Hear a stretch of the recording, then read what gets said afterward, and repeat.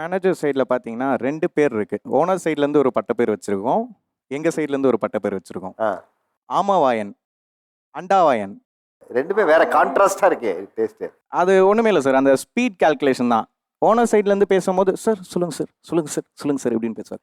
எங்க கிட்ட பேசும்போது அண்டா மாதிரி கத்துவான். பாம் பாம் பாம் பாம் பாம் பாம் பான்னு கத்துவான். அப்படியே வந்து எதனா தூக்கி அடிக்கணும் போல இருக்கும். பட் ஆக்சுவலி அவங்களுக்கு புரிய மாட்டேங்குது மேனேஜர்ஸோட டீமோட கேப்பபிள் அவங்க பார்க்கணும். இப்போ ஃபார் அன் எக்ஸாம்பிள் இங்க எல்லா மேனேஜர்ஸ்க்கும் கீழேயும் 10 பேர் ஒர்க் பண்றது இல்ல. என் டீம்ல வெறும் 2 பேர் தான் இருப்பாங்க. ஆனா என் மேனேஜர் ஒரு 4 ஆள் இல்ல 5 ஆள் பண்ற வேலையை அசால்ட்டா சிங்சாங் பண்ணி ஓகே சார்னு போயிருவாங்க. பட் ஆனா அந்த டீம்னால அதை பண்ண முடியுமான்ற ஒரு கெப்பாசிட்டி அந்த அவங்களுக்கு அது ஐடியா இருக்க மாட்டேங்குது. ஸோ அவங்கள்ட்ட அந்த கமிட்மெண்ட்ஸ் இல்லை. இந்த வேலையிலே அப்படி இருந்துட்டு போனால் போதும், இந்த சம்பளம் போதும் அப்படின்ற அந்த எண்ணம் இருக்கனால தான் அவங்க வந்து இந்த மேனேஜருக்கு இந்த மாதிரி பேர் வைக்கிறது. இப்போ அந்த பேர் வைக்கிற நேரத்துக்கு அவங்க அந்த வேலையை செஞ்சு முடிச்சாங்கன்னா அவங்க பேர் வைக்க வேண்டிய தேவையில்லை, மேனேஜர் மேலே கோவப்பட வேண்டிய அவசியமே இல்லை அப்படின்னு என்னோட கருத்து. பேர் வைக்கிற நேரத்துல வேலை செஞ்சிருக்கலாம். கண்டிப்பா. அப்ப அவங்க வேலை செய்யலைன்னு சொல்றீங்க. நிறுவனங்களுக்கு விசுவாசமாக இருப்பது மேனேஜர்ஸ் வெர்சஸ் ஒர்க்கர்ஸ்.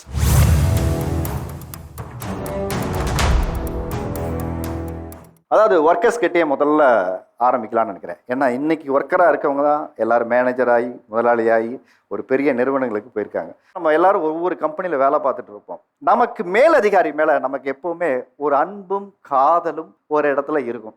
அந்த அன்பு காதல் இது ரெண்டு ஒரு இடத்துல முறிஞ்சு போச்சுன்னா நம்ம எல்லாருக்கும் ஒரு பேர் வைப்போம். இது ஸ்கூலில் இருக்கும், காலேஜில் இருக்கும், பிடிச்ச டீச்சருக்கு இதை பேரை வைப்போம். வேலை பார்க்குற இடத்துலையும் நம்ம பேர் வைக்கிற வழக்கம் உண்டு. என்ன மாதிரி பேர் வச்சு கூப்பிடுறீங்க உங்க manager sir? Bullet Pandi. Wow.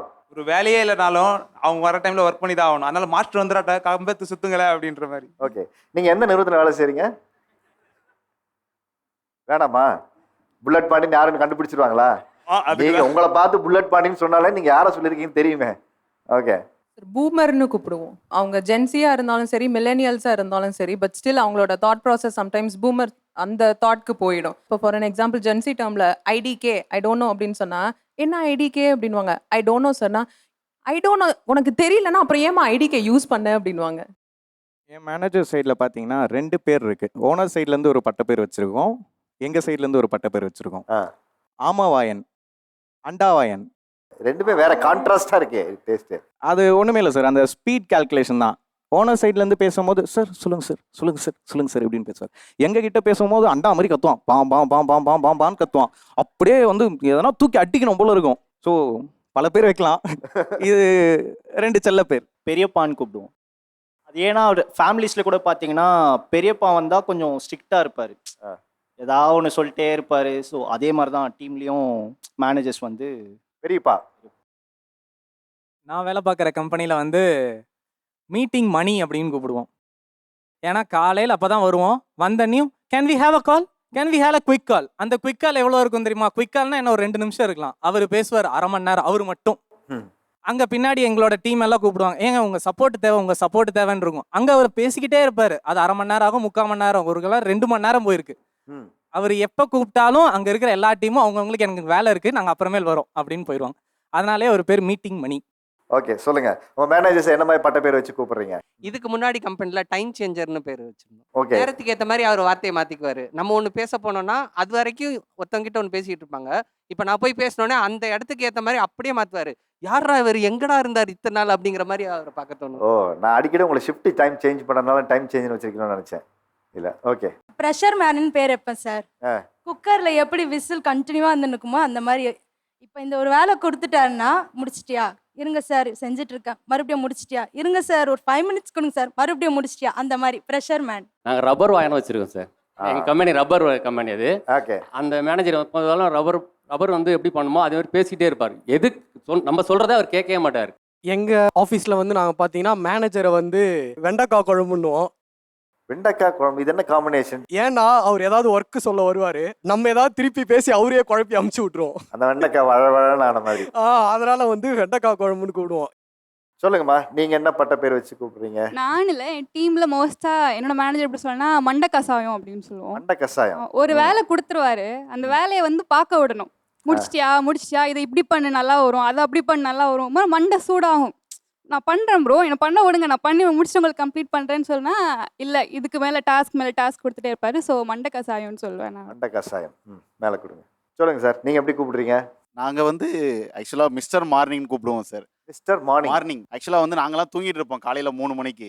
அவர் வந்து 3 மணிக்கு தான் எங்களுக்கு மெயிலே போடுவார். ஓகே, எல்லாரும் மணி அடிச்சு எழுப்புவாங்க, மெயில் போட்டு எழுப்புறாரு. Mail போட்டு அதனால எழுப்புவாரு. மிஸ்டர் மார்னிங் மிஸ்டர் வச்சிருக்கீங்க. மார்னிங். ஒர்க்கிங் பிளேஸ்ல ஒரு இடத்துல இந்த பேர் வைக்கிற இந்த ஐடென்டிட்டின்னு ஒரு கல்ச்சரை கிரியேட் பண்றது இருக்கு இல்லையா, இது ஏன் வந்து பேர் வைக்கிறாங்கன்னு நினைக்கிறீங்க? என்ன reason behind this? They are not satisfied with particular manager. That is one. இன்னொன்று வந்து ஒரு மேனேஜரால் எல்லாராலையும் சாட்டிஸ்ஃபை பண்ண முடியாது. நான் எல்லாருக்கும் நல்லவனா இருக்க முடியாது. அப்படி நல்லவன் இருந்தால் கம்பெனி வளராது. ஆஸ் அ மேனேஜர் நாங்கள் ஒரு சாண்ட்விச் லேயரில் இருக்கிறதுனால இப்போ ஒரு ப்ரெஷர் மேலேருந்து வருது, நமக்கு ஒரு மேனேஜ்மெண்ட் சைட்லேருந்து நமக்கு வருது, இது வேலையை உடனே முடிச்சு கொடுக்கணும், நாளைக்கு தான் டெட்லைன்னா அதை என் டீம் நம்பி தான் நான் கமிட்டே பண்ணுறேன். நான் இப்போ யாராவது ஒருத்தவங்க வந்து அடிக்கடி நான் வேலை கொடுக்குறேன், அடிக்கடி அவங்களை ஃபாலோ பண்ணி கேட்குறேன் அப்படின்னா மைபி for their promotion as well. அவங்கள அடுத்த லெவலுக்கு நான் குரூம் பண்ணுறேன். ஒரு எம்ப்ளாயியாக இருக்கும் போது அந்த ப்ரெஷர் அவங்களுக்கு தெரியாது. ஒரு கிளைண்ட் காலில் போய் உட்காரும் போதோ அது எப்படி நம்ம மேனேஜ் பண்ணி சமாளிக்கிறோம், அதெல்லாம் மேனேஜரோட தலைவலி. அது எதுவுமே அது அவங்களுக்குமே தெரியவே தெரியாது. மேபி அந்த பொசிஷனில் வராதனால ஒரு அறியாமையால் இப்படி சொல்கிறாங்களோ என்னமோ தான் எனக்கு தோணுது. சார் அவர் சொன்னாரு, உங்களை நாங்க ஃபிட் இன் பண்றோம், நீங்க வந்து ஒர்க் பண்ணாததை நாங்க உங்களை மோட்டிவேட் பண்ணி உங்களை நாங்க கொண்டு வர்றது உங்களுக்கு தப்பா தெரியுதுன்றாங்க. பட் ஆக்சுவலி அவங்களுக்கு புரிய மாட்டேங்குது மேனேஜர்ஸோட டீமோட கேப்பபிள் அவங்க பார்க்கணும். இப்போ ஃபார் அன் எக்ஸாம்பிள் இங்க எல்லா மேனேஜர்ஸ்க்கும் கீழேயும் 10 பேர் ஒர்க் பண்றது இல்ல. என் டீம்ல வெறும் 2 பேர் தான் இருப்பாங்க. ஆனா என் மேனேஜர் ஒரு 4 ஆள் இல்ல 5 ஆள் பண்ற வேலையை அசால்ட்டா சிங்சாங் பண்ணி ஓகே சார்னு போயிருவாங்க. பட் ஆனா அந்த டீம்னால அதை பண்ண முடியுமான்ற ஒரு கெப்பாசிட்டி அந்த அவங்களுக்கு அது ஐடியா இருக்க மாட்டேங்குது. ஸோ அதனால என்ன பண்ணிடுறாங்க, ஃபோர்ஸ் அப்படியே ப்ரெஷர் பண்றாங்க. You are just managing but we are the employees who are doing all the things. So நீங்க சொல்றீங்க நான் கம்பெனிக்கு லாயலா இருக்கேன்னு சொல்றீங்களே தவிர டீம் மெம்பர்ஸோட அண்டர்ஸ்டாண்டிங்கை புரிஞ்சுக்க மாட்டேன்றாங்க. டீம் மெம்பர்ஸால இதை பண்ண முடியுமா? சரி, அவங்க அங்க கிரெடிட் வாங்குறதுக்காக நான் 2 டேஸ்ல பண்ணிடுறேன் அப்படின்னு சொல்றவங்க நம்ம டீமால அதை 2 டேஸ்ல பண்ண முடியுமா அப்படின்ற ஒரு மைண்ட் செட் இல்லாம டக்குன்னு சொல்லிட்டு வந்து இங்க ப்ரெஷர் கொடுக்கும்போது எங்களுக்கு இரிட்டேட் ஆகி தான் நச இம்ச அப்படின்னு எங்களுக்கு ஒரு நேம் வருது. இன்னெஃபிஷியன்சியா அவங்க வந்து ஒரு இடத்துல உங்க டீமை வந்து அவங்க கிரெடிட் ஏர்ன் பண்றதுக்கு எங்களோட அண்டர்ஸ்டாண்டிங் இல்லாம இஷ்டத்துக்கு அவங்க ஜாப்ஸோ ப்ராஜெக்ட்ஸோ வாங்கிட்டு வராங்க. ஒரு பிளேயரோட பொட்டென்ஷியல் கோச்சுக்கு தான் சார் தெரியும். ஸோ அவங்களுக்கு என்ன வருங்கிறதே வந்து நமக்கு தான் தெரியும். ஏன்னா அங்கேருந்து தான் இங்கே வந்திருக்கோம். அவங்களோட பொறுத்த வரைக்கும் என்ன நீ டார்ச்சர் பண்ணுறன்ற ஒரு மைண்ட் செட்டில் தான் அவங்களோட வெறுப்பாக தான், இதோட வெறுப்பின் வெளிப்பாடு தான், வேற ஒன்றும் இல்லை. வெறுப்பின் வெளிப்பாடு. அவங்க பேர் வைக்கிறதுக்கான காரணம் என்னவா இருக்கும்னு நினைக்கிறீங்க? ஒர்க் பண்ணும்போது கொடுக்குற ப்ரெஷரில், இல்லைன்னா ஒர்க் பண்ண தெரியலன்ற ஒரு அறியாமையில், இல்லை புதுசாக வந்திருக்கிறோம் 4 பேர் சொல்லியிருக்காங்க இவர் பேர் இதுதான் அப்படின்றதுனால அது கூட பழகி அது மூலியமா கூட அவர் பேர் வச்சிருக்கலாம், அது குரூப்ல ஒன்றா இருக்கும். பட் இந்த பேர் வைக்கிறதுனால வந்து மேனேஜருக்கு வந்து எந்த ஒரு பாதிப்பும்ன்றது ஒன்றும் கிடையாது. முக்கியமாக சொல்லணும் அப்படின்னா இந்த பேர் எங்கள் காதுக்கே ஃபர்ஸ்ட் வந்து விழாது. இவங்கெல்லாம் அவங்க வேலை பார்க்குற மேனேஜர்ஸ் பட்ட பேர் வைக்கிறாங்க இல்லையா, ஏன் வைக்கிறாங்கன்னு நினைக்கிறீங்க? நான் இதை எப்படி பார்க்குறேன் அப்படின்னா, அவங்களுக்கு வந்து அடுத்த கட்டத்துக்கு போகக்கூடிய அந்த எண்ணம் இல்லை அப்படின்றத நான் பார்க்குறேன். உங்களுக்கு கமிட்மெண்ட்ஸ் இருந்துச்சுன்னா ஜெயிக்கணுன்ற வெறி வரணும். ஸோ ஒரு மேனேஜர் எப்படி இருக்கிறாரு, அந்த இடத்துக்கு போகிறதுக்கு நம்ம என்னென்ன பண்ணணும் அப்படின்னா அவங்களாவே மாறதுக்கான எண்ணம் வரும். ஸோ அவங்கள்ட்ட அந்த கமிட்மெண்ட்ஸ் இல்லை, இந்த வேலையிலே அப்படி இருந்துட்டு போனால் போதும், இந்த சம்பளம் போதும் அப்படின்ற அந்த எண்ணம் இருக்கனால தான் அவங்க வந்து இந்த மேனேஜருக்கு இந்த மாதிரி பேர் வைக்கிறது. இப்போ அந்த பேர் வைக்கிற நேரத்துக்கு அவங்க அந்த வேலையை செஞ்சு முடிச்சாங்கன்னா அவங்க பேர் வைக்க வேண்டிய தேவையில்லை, மேனேஜர் மேலே கோவப்பட வேண்டிய அவசியமே இல்லை அப்படின்னு என்னோட கருத்து. பேர் வைக்கிற நேரத்தில் வேலை செஞ்சிருக்கலாம் கண்டிப்பாா. அப்போ அவங்க வேலை செய்யலைன்னு சொல்றீங்க?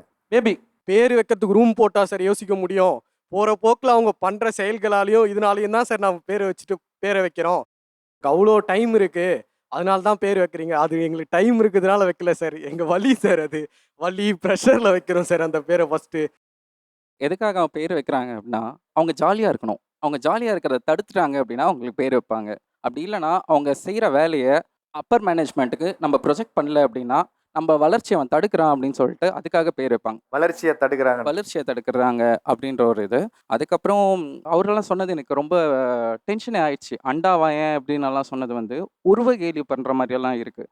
சில பேர் அதுக்காகவும் பேர் வைக்கிறாங்க. ஒருத்தர் நல்லா பட்டை அடிச்சுட்டு இந்த மாதிரி வந்தாங்கன்னா கூட அந்த மாதிரியும் பேர் வைக்கிறாங்க. சில பேர் கார்னர் பண்ணுறாங்க அப்படின்னும் பேர் வைப்பாங்க. இருந்தாலும் எப்போ பார்த்தாலும் என்னையே நோண்டிட்டு இருக்கான், மற்றவனுக்கு கேட்கவே மாட்டேங்கிறான், என்னை மட்டும் கார்னர் பண்ணுறாங்க அப்படின்றதுனால பேர் வைக்கிறது இருக்குது சார். நான் என்ன நினைக்கிறேன் அப்படின்னா, ஒரு இன்டர்வியூ போகும்போது இவங்க நல்லா ஒர்க் பண்ணுவாங்க, கம்பெனியோட டார்கெட் அச்சீவ் பண்ணுவாங்க, கம்பெனிக்கு க்ரோக்கு ஹெல்ப் பண்ணுவாங்க அப்படின்னு தான் நம்ம பண்ணுறோம். பட் இவங்கெல்லாம் இப்படி பண்ணும்போது இது ரொம்ப ஒரு சில்லி திங்ஸாக இருக்குது. இது வந்து ஒரு இண்டிவிஜுவல் எம்ப்ளாயி பண்ணுற வேலை கிடையாது. This is groupism. அன்அஃபிஷியலாக ஒரு குரூப் கிரியேட் பண்ணி அந்த குரூப்பிசமில் மல்டிபிள் எம்ப்ளாயீஸ் ஜாயின் பண்ணி தான் இந்த மாதிரி நிக்நேம் வைக்கிறது, அன்அஃபிஷியலாக வாட்ஸ்அப் குரூப் கிரியேட் பண்ணி மீம் கிரியேட் பண்ணுறது, இது எல்லாமே பண்ணுறாங்க. இந்த குரூப்பிசம் எதனால வருது அப்படின்னா, எந்த எம்ப்ளாயிக்கு நம்ம ஹெல்ப் பண்ண ரெடியாக இருப்போம் அப்படின்னா யார் ஒர்க் பண்ணுறதுக்கு ரெடியாக இருக்கா. இப்போ நான் எப்படி இப்போ மேனேஜரானா I am not a direct manager. நான் என்னோட மேனேஜர்கிட்ட நான் போய் கேட்டேன், சார் நான் உங்களை மாதிரி ஒரு நல்ல பொசிஷனுக்கு வரணும் சார், நான் ஒரு நல்ல சேலரி ஹைக் வரணும் சார், நான் ஒரு நல்ல பொசிஷனுக்கு போகணும் சார், எனக்கு இது வேணும் சார், அது வேணும் சார் நான் சொல்லிட்டு என்னோட மேனேஜர்கிட்ட நான் கேட்டேன். நான் கேட்டனால என்னோட மேனேஜர் எனக்கு எஜுகேட் பண்ணாங்க. அப்படி ஒரு டீம்ல ஒரு 10 பேர் இருக்காங்க அப்படின்னா அந்த 10 பேருமே வந்து பாத்தீங்கன்னா அந்த மேனேஜர் கிட்ட டைரக்ட் கான்டாக்ட்ல இருக்க மாட்டாங்க. அந்த ஒரு பர்சன் மட்டும் தான் டைரக்ட் கான்டாக்ட்ல இருப்பாங்க. அப்ப அது வந்து அவங்களுக்கு ஃபேவரட்டிசமா தெரியுது.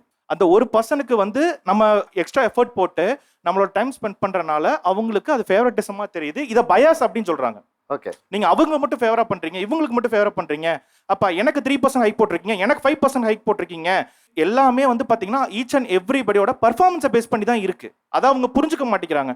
ஸோ அதனாலதான் இவங்க இந்த மாதிரிலாம் நேம் வைக்கிறாங்கிறது எனக்கு தோணுது சார். அவங்க ஃபேவரிசம் எதில் காட்டுறாங்கன்னா ஆக்சுவலி இப்போ அவங்களுக்கு ஒரு ஆள் பிடிச்சிட்டாங்கன்னா அவங்க என்ன செஞ்சாலும் they didn't bother.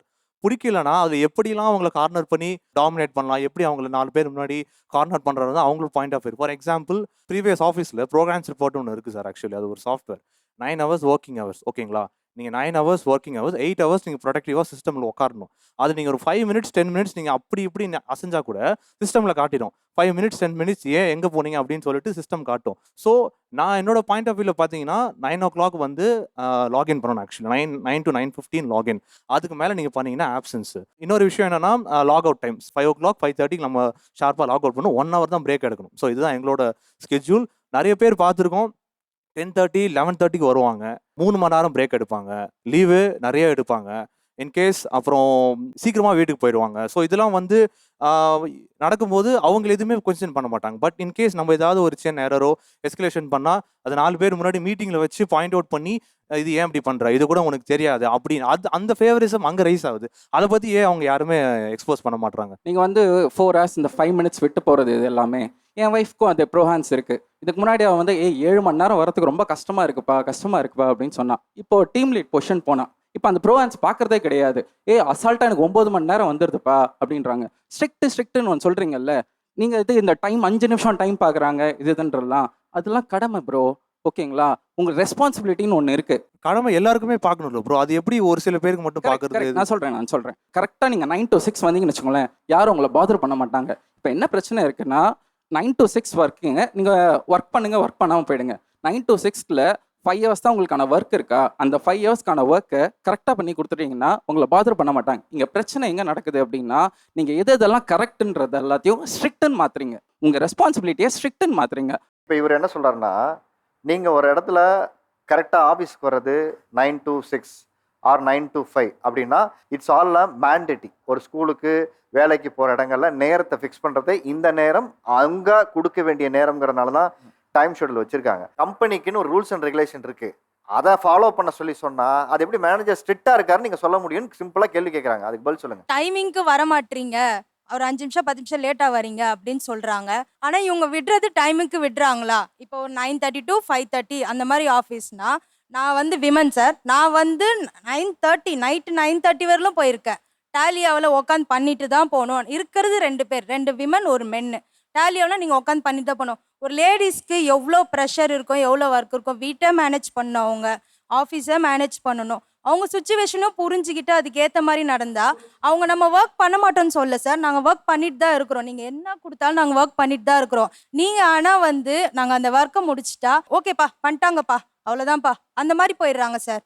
எல்லாரும் சேர்ந்து பண்ணோன்ற ஒரு நல்ல பேர் கொடுத்தா யாருக்கும் எந்த பிரச்சனையுமே வராது. ஒரு எம்ப்ளாயிக்கு வந்து இவ்வளோ டியூட்டிஸ் அண்ட் ரெஸ்பான்சிபிலிட்டிஸ் இருக்குது, அதை அவங்க ஒழுங்காக பண்ண மாட்டேங்கிறாங்க, அதில் ஸ்கிப் ஆகிட்டு எங்களை வந்து ப்ளேம் பண்ணுறாங்க. நிச்சயமாக அது இல்லை சார். ஏன்னா நாங்கள் உள்ளே போகும்போதே பயோமெட்ரிக் இருக்குது, அட்டெண்டன்ஸில் சைன் பண்ணுறோம், அது ஹையர் அத்தாரிட்டிக்கு போயிடும். எங்களுக்கு அதெல்லாம் பிரச்சனையே இல்லை. நாங்கள் இப்போ அது பிரச்சனையாக சொல்லவே இல்லை. உங்களை வந்து நாங்கள் ஒரு பெரிய அதிகாரியாக பயந்து பார்த்துக்கிறதுக்கு ஒரே ஒரு காரணம் என்ன அப்படின்னா, நீங்கள் எங்கள் உழைப்பை திருடுறீங்க. நான் இதே ஒரு ப்ரைவேட் கன்சர்னில் ஒர்க் பண்ணியிருக்கேன், எனக்கு டைமிங் வந்து 5 தான். ஆனால் அதே கம்பெனியில் 12:30 வரைக்கும் நைட்டு உட்காந்து வேலை பார்த்துருக்கேன். மறுநாள் காலையில் இன்றைக்கி ரொம்ப அவசரம், கண்டிப்பாக ஆடிட்டிங் வராங்க, 6:15 வரணுன்றாங்க. நைட்டு 12:30 போனேன். நான் என் குழந்தை 3.5 வயசு குழந்தை, அதை விட்டுட்டு திரும்ப காலை 6 மணிக்கு நான் ஆஃபீஸ்க்கு போகிறேன். போனால் கொஞ்சம் கூட கூச்சமே இல்லாமல் எனக்கு மேலே இம்மீடியட் சுப்பீரியரு இவ்வளவே நைட் நான் பண்ணி வச்சுட்டு போயிட்டு அந்த பிள்ளை 5 மணிக்கு போயிடுச்சுன்னு சொல்கிறாங்க. ஒரு மனுஷன் வந்து எப்போ திரும்ப சுரண்டப்படுறான், தனக்கான உரிமையை அங்கே வாங்க முடியாதுன்ற ஒரு நிலைமையும் தன்னோட இயலாமையும் ஒரு இடத்துக்கு இருக்குது அப்படின்னா அந்த இடத்துல சுரண்டப்பட ஆரம்பிச்சிடுறோம். நாங்கள் எங்கே சொல்ல போகிறோம், எங்களுக்கு 5000 ரூபா சம்பளம் கிடைச்சா கூட போதும்னு நிலைமைக்கு நாங்கள் இருக்கோம்னா ஃபினான்ஷியல் அவ்வளோ சஃபர் ஆகிறோம் அப்படின்னா அந்த அந்த இடத்த தொடங்கிடுது. எங்களை வந்து எங்களை வந்து சக் பண்ண ஆரம்பிக்கிறது அங்கேருந்து ஆரம்பிக்குது. இதுக்கு மேலே எனக்கு வேறு கம்பெனியில் போய் நான் வேலை பார்த்து அப்படின்ற ஒரு பதட்டத்தில் நீங்கள் என்ன சொன்னாலும் சரி அப்படின்ற லெவலுக்கு நாங்கள் இறங்கிடுறோம். நீங்கள் எஃபிஷியண்டாக ஒர்க் பண்ணுறத பற்றி நாங்கள் பேசவே இல்லை. உங்களுக்கு நாங்கள் எவ்வளோ வேணாலும் வேலை பார்க்குறோம், நீங்கள் எங்களை அங்கீகரிங்கன்னு தான் சொல்கிறோம். நாங்கள் திருட்டு சுரண்டுறாங்க இப்படின்னு சொல்கிற இதுவே தப்பு மேடம், சரிங்களா? நான் ஒன்று சிம்பிளாக சொல்கிறேன் மேடம். உங்களை அதிகமாக வேலை செய்ய சொல்ல, கம்மியாக வேலை செய்ய சொல்ல. 8 மணி நேரம்னா 8 மணி நேரம் வேலை. நான் உங்களுக்கு கூட என்ன சொல்கிறேன்னா, 8 மணி நேரம் வேலை கூட என் டீமுக்கு நான் தனிப்பட்டதை சொல்கிறது என்னென்னா, உனக்கு ஒரு வேலை ஆகும், இதுக்கு 8 மணி நேரம் ஆகும் அப்படின்னா அது நீ 6 மணி நேரத்தில் முடிச்சேன்னா எஃபிஷியன்சி. அந்த 2 மணி நேரத்தில் நான் உன்னை டிஸ்டர்ப் பண்ண மாட்டேன். 8 மணி நேரம் நீ கணக்கு காட்டிட்டு நீ போயிடு, உன்னை டிஸ்டர்ப் பண்ண மாட்டேன். அந்த பர்சன் இருக்காங்கல்ல, அவங்கள நான் பாதர் பண்ண மாட்டோம். 8 மணி நேரத்தில் 6 மணி நேரத்தில் ஒர்க் முடிச்சிட்டா டிஸ்டர்ப் பண்ண மாட்டோம், எந்த மேனேஜருமே சொல்ல மாட்டாங்க. அந்த 2 மணி நேரத்துக்கு என்ன ஒர்க் இருக்கோ அடுத்து ரெடியாக வச்சுருப்பாங்க. ஓகேங்களா? அதே இது இப்போ ஃபார் எக்ஸாம்பிள் நீங்கள் சொல்கிற அந்த எனக்கு அன்னைக்கு எஃபிஷியன்சியில் நான் 6 ஹவர்ஸ் முடிச்சுட்டேன், எனக்கு இன்னொரு நாள் அது 8 ஹவர்ஸ்க்கு தள்ளி போகுது அப்படின்னா சிம்பிளாக கேட்பாங்க, அன்னைக்கு 6 மணி நேரம் முடிச்ச இன்னைக்கு ஏன் முடிக்கலை? அண்ட் இன்னொன்று சொல்கிறாங்கல்ல, டைமுக்கு வாங்க டைமுக்கு போங்க. அக்ரி, நான் டைமுக்கு வரேன் டைமுக்கு போகிறேன். ஏன் கூட ஒரு worker who is favour for a manager, அவன் அந்த ஒர்க்கை வந்து டிலேவாக பண்ணுறான், எப்படி வேணாலும் பண்ணுறான், இல்லை என்கிட்ட கொடுத்து கூட அவன் பண்ணலாம். ஓகேங்களா? ஆனால் அங்கே போய் அந்த நேம் வாங்குறான்ல, அப்போது அந்த இடத்துல மேனேஜர்ஸ்க்கும் தெரியும் இவன் பண்ணலங்கிறது தெரியும், ஆனால் அந்த இடத்துல அவன் தான் சப்போர்ட். ஓகேங்களா? எல்லாத்தையும் சமமா பாருங்க. இவங்க எல்லாருக்குமே ஒரு டவுட் இருக்கு, நம்மள ரெகனைஸ் பண்ணல நம்ம மேனேஜ்மெண்ட் அப்படின்னு நினைக்கிறாங்க. ஒரு மேனேஜ்மெண்ட்டுக்கு மேனேஜர்ஸ்க்கும் மேலே இருக்க பாஸ்க்கு கிளியராக தெரியும் இந்த ஒர்க் எதனால் நடக்குது, எந்த டீம் மெம்பர்ஸால் நடக்குது, அந்த மேனேஜர்ஸ் கீழே யார் யார் இருக்காங்க, அவங்க எவ்வளோ எஃபர்ட் போட்டு அதை ஃபினிஷ் பண்ணி அவர்கிட்ட ப்ரெசென்ட் பண்ணியிருக்காங்க, அதை எடுத்துகிட்டு வந்து கொடுக்குறாங்கன்றது தே நோ வெரி வெல். இவங்க எல்லாம் ஒரு விஷயத்த பிளாங்காக அதை ஆர்கனைஸ்டே இல்லாமல் தனியாக ஒருத்தர் பண்ணுறாங்கன்னு நினச்சிட்டு இவங்க பேசுகிறாங்க. ஃபர்ஸ்ட் ஆஃப் ஆல் இவங்க இப்படி சொல்றதே வந்து பாத்தீங்கன்னா they are not highly organised. Managers are organised person.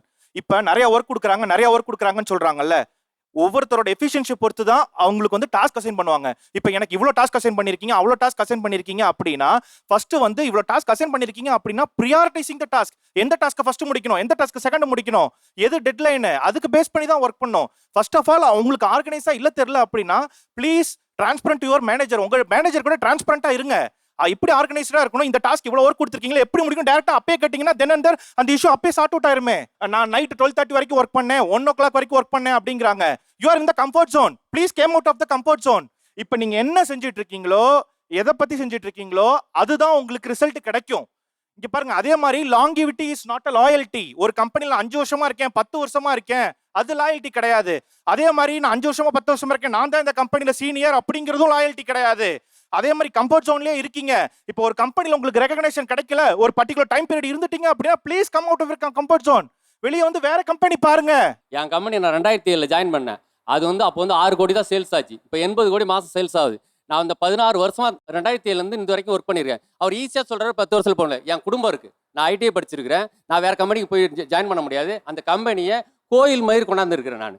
நான் வந்து சனி ஞாயிறில் ஒர்க் பண்ணணும், பொங்கல் திருவிழாவில் ஒர்க் பண்ணணும், பொங்கலுக்கு நான் ஒர்க் பண்ணணும், ஏன்னா மெயின்டெனன்ஸில் இருக்கிறேன். மிஷின் பிரேக் டவுனில் நான் சாட்டர்டே சண்டே போகணும், பொங்கல் திருவிழாவுக்கு போகணும். ஒரு பொங்கல் விழாவுக்கு நான் ஊருக்கு போகாமல் மிஷின் ப்ராப்ளம்னு சொல்லி இருக்க சொன்னாங்க.